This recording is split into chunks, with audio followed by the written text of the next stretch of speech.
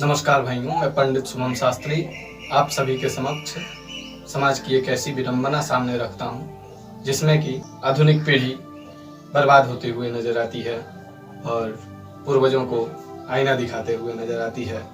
तो मैं कहना चाहता हूं कि आज फगुआ फगुआ ना रहल, ये कविता मैंने फागुन के दिन लिखी थी, होली के दिन लिखी थी। कि आज फगुआ फगुआ ना रहल, कोई टूट के बिखर गई एके राग अलापत, कोई टूट के बिखर गई लेके राग अलापत, क्षण हमरा के क्षण तोहरा के क्षण क्षण सबके ढापत। जीवन सर्वस गमा दिहलन लहसल खेत समारत,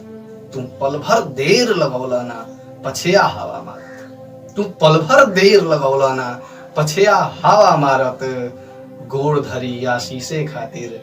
बबुआ बबुआ ना रहल, आज फगुआ फगुआ ना रहल। मन मुटाओ जेके रहल उम्मीद का बनी, मन मुटाओ जेके रहल उम्मीद का बनी, हम नाही छोड़लस त हित का बनी। मन मुटाओ जेके रहल उम्मीद का बनी, हम नाही छोड़लस त हित का बनी, सुर सजावे ना जनलस संगीत का बनी, रार जे ठान रहल बा वो रीत का बनी, रार जे ठान रहल बा वो रीत का बनी, साच कहीं त गांव गिरान के कोई अबुआ ना रहल, आज फगुआ फगुआ ना रहल। लाज बेचात देखनी ह, लाज बेचात देखनी ह दारू के ठेका पर, लाज बेचात देखनी ह दारू के ठेका पर, दर त बेचा गई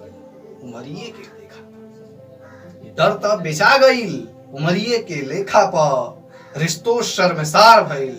बेअदबी के देखा पर, बेअदबी के देखा पर, अब हम का कहीं गैला घर के लेखा पर, अब हम का कहीं गैला घर के लेखा पर, ना कोई भाई भाई कोई लगुआ ना रहल, आज फगुआ फगुआ ना रहल। सब कुछ भुला गईलन, जतना कैल धइल रहल सब कुछ भुला गईलन, समूहे संभारेलन, सब कुछ भुला गईलन समूहे संभारेलन। कहेलन कि अब हम तहरा के संभारिए ले तो हमरा का कैले बड़ा, कि सब कुछ भुला गईलन समूहे संभारेलन, संसद में बैठ के आंख खूब मारेलन, नाता निधान सब जुआ में हारेलन, जुओ चलेला, नाधा निधान सब जुआ में हारेलन, सबका के बड़का फतरा में डालेलन, अपने ना फेर में पड़त सबके,